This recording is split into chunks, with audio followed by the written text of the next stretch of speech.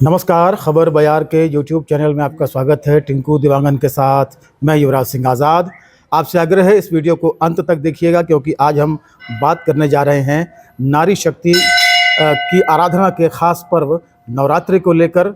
चैत्र नवरात्रि शुरू होने वाली है और हम इस वक्त हैं श्री अष्ट महालक्ष्मी मंदिर में, जहां बातचीत करते हैं ज्योतिषाचार्य रवि भूषण शास्त्री जी से, और ये जानने की कोशिश करते हैं कि इस बार चैत्र नवरात्रि में क्या खास है, कितने दिनों की नवरात्रि होनी है, क्योंकि अमूमन जो है 9 दिनों की नवरात्रि होती है, लेकिन कुछ तिथियों में फेरबदल की वजह से दिनों में कुछ फ़र्क पड़ सकता है। और जानने की कोशिश करेंगे क्या कुछ खास है इस बार ज्योतिष के जरिए नवरात्रि में। सबसे पहले आचार्य जी, आपसे ये जानना चाहेंगे कि इस बार चैत्र नवरात्रि जो है वो शुरू हो रही है, तो क्या कहता है ज्योतिष? जी। जयंती मंगला काली भद्रकाली कपालिनी दुर्गा क्षमा शिवा धात्री स्वाहा स्वधा नमोस्तुते। चैत्र नवरात्रि, वासंतिक नवरात्रि भी इसे हम कहते हैं। सबसे पहले खबर बयार यूट्यूब चैनल के माध्यम से सभी दर्शकों को चैत्र वासंतिक नवरात्रि की बहुत बहुत बधाई, शुभकामनाएं। जैसा कि आपने बहुत अच्छा प्रश्न किया है कि चैत्र नवरात्रि मुख्यतः हमारे पूरे साल भर में 4 नवरात्रि होते हैं, जिसमें 2 प्रत्यक्ष नवरात्रि और 2 गुप्त नवरात्रि। ये जो नवरात्रि है यह भी प्रत्यक्ष नवरात्रि के रूप में माना जाता है, माँ की पूजा होती है। इस प्रत्यक्ष नवरात्रि जो चैत्र नवरात्रि, वासंतिक नवरात्र और हिंदू नव वर्ष का प्रारंभ, यह जो चैत्र नवरात्रि से हमारे हिंदू धर्म संस्कृति में, सनातन धर्म में जो नव वर्ष है यह इसी चैत्र नवरात्रि के प्रतिपदा से प्रारंभ होता है। इस वर्ष चैत्र नवरात्रि विक्रमी संवत 2082 सिद्धार्थी नाम संवत्सर जो है इस वर्ष का संवत्सर का नाम है, और इस सिद्धार्थी नाम संवत्सर का प्रारंभ हो रहा है वैसे तो 29 तारीख शनिवार को शाम को 4:30 बजे से प्रतिपदा तिथि प्राप्त हो रही है, लेकिन हमारे धर्मशास्त्र के नियमानुसार हम सभी धर्म के अनुकूल सूर्योदय तिथि को मानते हैं। इसलिए नवरात्रि का प्रतिपदा तिथि, चैत्र नवरात्रि की प्रतिपदा तिथि एकम जो है वह 30 तारीख रविवार से प्रारंभ होगी।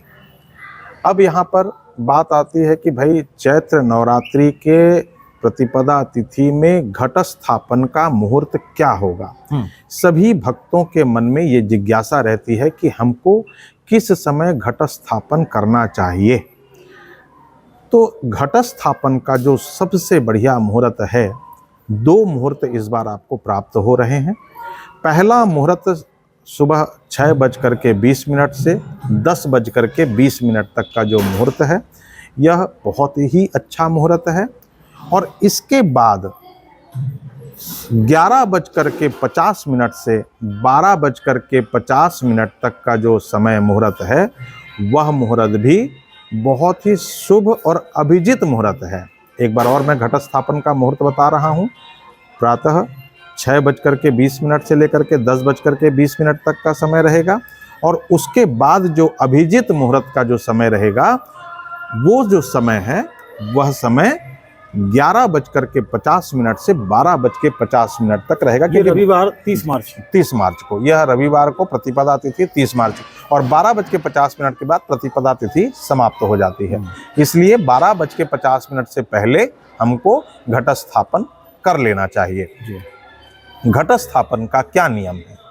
भक्तगण ये भी जानना चाहते हैं कि आखिर हम घट स्थापन का कैसे पालन करें, कैसे उसका विधान है। तो आपको बताना चाहूँगा, बहुत सरल सा विधान है, कोई बहुत बड़ा कठिन नहीं है। आप लोग अपने घर में भी स्वयं भी इस कार्य को कर सकते हैं। सबसे पहले अगर गोबर गौमूत्र हो तो उस जगह को गौमूत्र से छिड़क लें, गंगा जल से छिड़क लें। उसके पश्चात एक कलश में श्रीफल आदि रख करके, आम पत्ते पंच पल्लव रख करके, उसमें जवारे इत्यादि बो करके, बालू रख के जवारे बो करके उसमें कलश की स्थापना करिए, और कलश की स्थापना बहुत ही सरल सा मंत्र है, कोई बहुत बड़ा मंत्र नहीं है। सर्वमंगल मांगल्ये शिवे सर्वार्थ साधिके शरण्य त्र्यंबके गौरी नारायणी नमोस्तुते। यह मंत्र है। इस मंत्र से आप घट स्थापन करें, दीप प्रज्वलन करें। अगर जो कोई अखंड दीप रखना चाहते हैं, वे अखंड दीप जो अभिजीत मुहूर्त का समय है उस समय भी कर सकते हैं। तो अभिजीत काल में ही आप दीप अखंड दीप प्रज्वलित करें।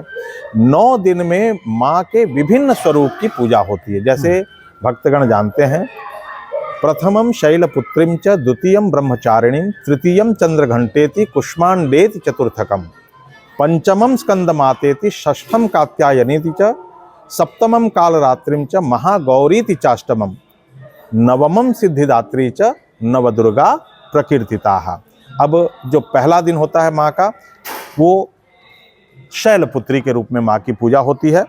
और दूसरा जो रूप है माँ का, जो दूसरा स्वरूप है माँ का पूजा करने का, वह ब्रह्मचारिणी के रूप में माँ की पूजा होती है। और तीसरी जो पूजा होती है माँ की, वह चंद्रघंटा के रूप में माँ की पूजा होती है। चतुर्थ जो माँ की पूजा होती है, चतुर्थ स्वरूप की, वह है कुष्मांडा। कुष्मांडा देवी की पूजा होती है। पांचवी जो पूजा होती है माँ की, स्कंद माता के रूप में माँ की पूजा होती है। और षष्ठी जो पूजा होती है माँ की, षष्ठ दिवस की, वह कुष्मांडा देवी के रूप में माँ की पूजा होती है। और इसी तरह से सप्तमम, सातवीं जो पूजा होती है माँ के स्वरूप की, वह कालरात्रि के रूप में होती है। और आठवीं पूजा माँ की होती है जो महागौरी के रूप में माँ की पूजा होती है। और जो नौवीं पूजा होती है माँ की, वह सिद्धिदात्री के रूप में पूजा होती है। षष्ठम का एक बार और बताएंगे शास्त्री जी? जी, छठवां जो नवरात्रि होता है माँ का, वो कात्यायनी माँ के पूजा होती है। माँ के जो 9 स्वरूप हैं, माँ के 9 अलग अलग रूप हैं, वो अलग अलग रूपों में माँ की जो पूजा होती है, वह षष्ठी तिथि के दिन माँ कात्यायनी देवी के रूप में पूजा होती है।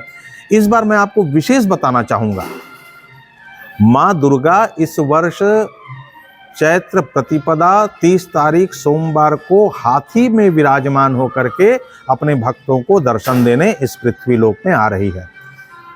ये एक बहुत विशेष बात मानी जाती है कि जब माँ की सवारी हाथी, अलग अलग स्वरूप में आती है माँ, अलग अलग विराजमान वाहनों में आती हैं, कभी सिंह में, कभी नाव में। तो इस बार जो माँ का आगमन हो रहा है वह हाथी पे हो रहा है और माँ का जाना भी हाथी पे हो रहा है। तो अब इसका क्या अच्छा फल है ये मैं आपको बता दूं जी। इसका सर्वोत्तम फल जो माना गया है वह है कि हाथी पे आना माँ का शुभ संकेत है। माँ का हाथी पे आना सबके लिए, चाहे व्यापारी हो, चाहे नौकरी वाला हो, चाहे घर गृहस्थी वाले हों, चाहे विद्यार्थी हों, हम सब के लिए बहुत ही सुखमय माना जाता है। माँ का हाथी में आना हम सब भक्तों के लिए बहुत ही आनंददायक, सुखदायक, सुख समृद्धि कारक, शस्य संपदा कारक, प्रत्येक मनुष्य अपने कार्य में किसी भी स्वरूप में माँ को पूजा करके जो फल प्राप्त करना चाहता है, वह इस वाहन में आने के कारण भक्त अपनी मनोकामना पूर्ण कर सकता है। इस बार नवरात्रि कितने दिनों की है? सारे बीच में कहीं 2 तिथियां एक साथ तो नहीं है? अक्सर हमने देखते हैं, चाहे वो चैत्र की नवरात्रि हो, चाहे क्वार की नवरात्रि हो। जी जी, ये भी बहुत अच्छा प्रश्न है। देखिए, भक्तों को जानकारी होनी चाहिए ताकि कोई भी भक्त कंफ्यूज ना हो, किसी के मन में कोई शंका ना हो। मैं आपको बताना चाहूँगा कि इस बार तृतीया तिथि का क्षय हो रहा है। तृतीया चतुर्थी एक साथ मनाना है। इस वजह से रामनवमी जो है वह 7 तारीख की जगह 6 तारीख को मनाई जाएगी, क्योंकि नवमी तिथि शाम को 7:30 बजे तक ही है 6 तारीख को।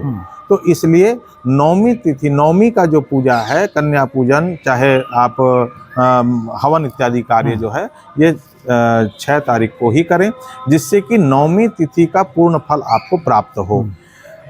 इसमें नवमी तिथि में इस बार 2 महायोग मिल रहे हैं। कौन कौन से हैं 2 महायोग? एक तो रवि पुष्य योग और दूसरा सर्वार्थ सिद्धि योग। जो व्यक्ति अपना कार्य प्रारंभ करना चाह रहे हैं, नए कार्य की शुरुआत करना चाह रहे हैं, नया मकान बनाना चाह रहे हैं या नए कार्य की शुरुआत करना चाह रहे हैं, उनके लिए रामनवमी का जो मुहूर्त है इस बार बहुत ही सुंदर और बहुत ही उत्तम फलदायक मुहूर्त है। जी। इस मुहूर्त में आपको दोनों महायोगों की प्राप्ति हो रही है। पहला रवि पुष्य योग और दूसरा सर्वार सिद्धि योग। तो ये दोनों योग हमारे ज्योतिष शास्त्र में बहुत ही शुभ माने गए हैं। तो इस योग का भक्तगण भरपूर लाभ ले सकते हैं। जो जिस कार्य को प्रारंभ करना चाहता है वह बिल्कुल कर सकता है। माँ की कृपा अवश्य होगी। जी। शास्त्री जी, इस वक्त हम बैठे हैं अष्ट महालक्ष्मी मंदिर में, वैष्णवी धाम में। तो इस बार नवरात्रि में क्या तैयारियां हैं और क्या कुछ मनोकामना ज्योति कलश को लेकर भी प्रज्वलित करने का योग बन रहा है? जी, माँ अष्ट महालक्ष्मी मंदिर वैष्णवी धाम, चूँकि माता वैष्णो देवी भी यहाँ पर हैं और महालक्ष्मी तो है ही है अष्टलक्ष्मी के साथ, इसके साथ ही 10 महाविद्या देवियों की भी यहाँ पर मूर्तियाँ स्थापित हैं। इस वर्ष जो है हमारे यहाँ प्रातः 6 साढ़े 6 बजे से लेकर के 10-20 तक का जो समय है यह ज्योत प्रज्वलन इसमें किया जाएगा। और इसके साथ ही जिन भक्तों ने, क्योंकि हमारे यहाँ केवल घृत ज्योति का ही यहाँ पर प्रज्वलित होता है। माँ महालक्ष्मी माता वैष्णो देवी में शुद्ध घी का प्रज्वलन यहाँ पर किया जाता है। काफ़ी सारे भक्तों ने यहाँ पे अपना नाम जो है रसीद प्राप्त कर लिया है। तो उन भक्तों के नाम और गोत्र से पहले दिन उन्हीं को बुला करके उन्हीं के हाथों से ज्योति प्रज्वलित कराई जाएगी और उन्हीं के हाथों से जल संकल्प करवा के उनके नाम से ज्योति जो है वो अखंड ज्योति प्रज्वलित होगी। और इसके साथ ही जो भक्त अखंड हमारे नवरात्रि के दौरान जो दुर्गा सप्तशती का पाठ कराना चाहते हैं उन भक्तों के नाम पर दुर्गा सप्तशती का पाठ किया जाएगा और यह सिलसिला 9 दिन पूरे चलते रहेंगे। और इसके साथ ही मैं आपके खबर बयार यूट्यूब चैनल के माध्यम से सभी दर्शकों को कहना चाहूँगा कि आप सभी माँ अष्ट महालक्ष्मी मंदिर में आएँ, माता वैष्णो देवी के दर्शन करें, माँ महालक्ष्मी के दर्शन करें। और मैं समझता हूँ कि यह समय बहुत ही पुण्य समय होता है। नवरात्रि के 9 दिन बहुत शुभ माने गए हैं। इस दौरान जो भक्त जिस कामना को लेकर के माँ के दरबार में आता है, माँ महालक्ष्मी माता वैष्णो देवी माँ दुर्गा उसकी मनोकामना पूरी करते हैं। जी, एक आखिरी सवाल है और एक ये आप इस सवाल के मर्म को भी समझेंगे कि एक तरफ तो हम 9 दिन तक नारी शक्ति की आराधना करते हैं पूरे श्रद्धा से, पूरे मनोयोग से, लेकिन एक तरफ हम समाज में देखते हैं कि महिलाओं को जो है दोयम दर्जे के रूप में देखा जाता है। लगातार महिलाओं को लेकर अपराध बढ़ रहे हैं। तो ये कैसी मानसिकता की तरफ हम जा रहे हैं? किस तरीके से मानसिकता को शुद्ध करने की ज़रूरत है? हमारे धर्मशास्त्र में स्पष्ट उल्लेख किया गया है कि यत्र नार्यास्तु पूज्यन्ते रमन्ते तत्र देवता, यत्र एतास्तु न पूज्यन्ते तत्र सर्व निष्फला क्रिया। यत्र नार्यास्तु पूज्यन्ते, जहाँ नारी शक्ति की पूजा होती है, माँ दुर्गा भी नारी शक्ति ही हैं, देवी हैं। जहाँ पर नारियों का सम्मान होता है वहीं देवताओं का वास होता है और जहाँ पर इनका अपमान होता है वहाँ देवताओं का भी अपमान माना गया है। इसलिए नारी शक्ति से बढ़कर के कोई शक्ति इस संसार में ब्रह्मांड में नहीं है। बिल्कुल सही कहा आपने। आज इस कली काल में नारियों का जिस तरह से अपमान हो रहा है यह नहीं होना चाहिए, क्योंकि नारी शक्ति एक ऐसी शक्ति है जिससे कि हमारा पूरा संस्कृत, हमारा जो प्रकृति है ये पूरा इसी पर निर्भर है। अगर हम नारी का सम्मान करेंगे तो हमारी संस्कृति रहेगी, हमारा धर्म रहेगा, हमारे बच्चे आगे चल करके उनको सुसंस्कृति मिलेगी। अगर इनकी किसी प्रकार से भी कोई भी प्रकार से, चाहे शारीरिक, मानसिक, आर्थिक, इनको किसी तरह से क्षति अगर हम पहुंचाते हैं तो वहाँ पर हम सब के लिए, पूरी मानव जाति के लिए यह बड़ा दुखदायक है। इसलिए मैं यह ज़रूर कहना चाहूँगा कि आप कुछ करें या ना करें, नारी शक्ति का सम्मान करें, जिससे कि नारी शक्ति जो है वह हमारे संपूर्ण सृष्टि प्रक्रिया को जिनके द्वारा चलित है ना, वो हमारे समाज को आगे बढ़ाएं, क्योंकि इनका सम्मान ही ईश्वर का सम्मान है और इनका सम्मान ही हमारे देवी देवताओं का सम्मान है। जी, बहुत बहुत धन्यवाद शास्त्री जी। आपने बहुत विस्तार से सारी बातें बताई। नवरात्र की, इस साल की नवरात्र के बारे में आपने बताया और ज्योतिष क्या कहता है उसके बारे में बहुत अच्छे से आपने बताया। निश्चित तौर पर हमारे जो दर्शक हैं उन्हें ये जानकारी मिली होगी। बहरहाल इस वीडियो में बस इतना ही। खबर बयार के यूट्यूब चैनल को अधिक से अधिक सब्सक्राइब करें, हमारे कंटेंट लाइक करें, शेयर करें और प्लीज़ कमेंट करके ये बताएं कि हमारा ये वीडियो आपको कैसा लगा। आपसे एक आग्रह है कि आप अपने आसपास नारी शक्तियों का सम्मान करें, ये बहुत ज़रूरी है बेहतर समाज के लिए। जय माता दी, नमस्कार।